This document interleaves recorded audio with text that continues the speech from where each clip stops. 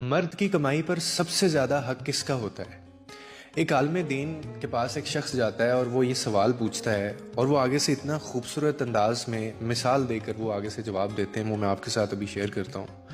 वो आगे से कहते हैं कि अगर एक मर्द के पास अपने घर वालों को खिलाने के लिए सिर्फ एक ही वक्त का खाना है ना, और उसके घर में उस वक्त जो है वो उसकी माँ भी भूखी है, उसका बाप भी भूखा है, उसकी बहन भी भूखी है, उसका भाई भी भूखा है और उसकी बेटी भी भूखी है और उसका बेटा भी भूखा है, ये उस घर में मौजूद हैं, लेकिन एक वक्त का खाना है, तो वो किसको खिलाए? और साथ में उसकी बीवी भी भूखी है। तो वो आगे से कहते हैं कि वो एक वक्त का जो खाना है वो सिर्फ और सिर्फ अपनी बीवी को देना वाजिब होगा उसके लिए। क्यों?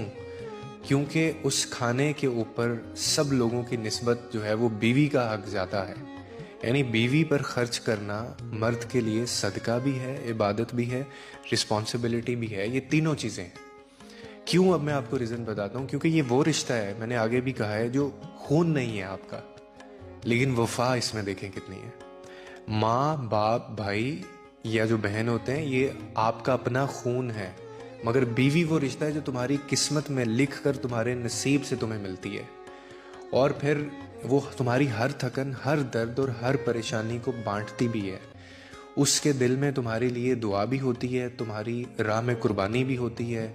और फिर अल्लाह ने इसी रिश्ते के बारे में ये फरमाया है कि औरतें तुम्हारे लिए लिबास हैं और तुम उनके लिए लिबास हो। यानी आप अगर इसको थोड़ा सा समझें कि एक दूसरे का सहारा भी, इज्जत भी और पर्दा भी।